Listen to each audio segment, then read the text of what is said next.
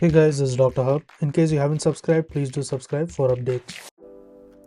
Remnants of various embryonic parts of the cardiovascular system.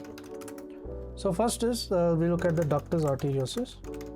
So ductus arteriosus, remnants is arteriosus, its ligament is arteriosus. Then is the umbilical artery. Umbilical artery, it includes the proximal and the distal part. So proximal umbilical artery, it includes nothing but the superior vesical artery, SVA, and then comes the distal. The distal part is nothing but it includes the MUL, that is a medial umbilical ligament. So distal part, medial umbilical ligament, proximal part is superior vesical artery. Now let's look at the umbilical vein. Umbilical vein is the left one, so it includes the ligament of teres. Then comes the ductus venosus. Ductus venosus includes the ligamentum venosum. Next is the septum primum. The septum primum is the FO, that is a fossa ovalis. So umbilical vein is ligamentum teres, ductus venosus is ligamentum venosum. Septum primum is the floor of fossa ovalis. Next is the septum secundum.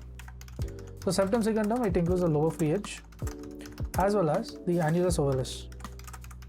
So lower free edge, that is annulus ovalis, and the curved upper margin, that is a LF. Curved upper margin is what? It is the limbus fossa ovalis. To learn and grow daily like this, please do subscribe.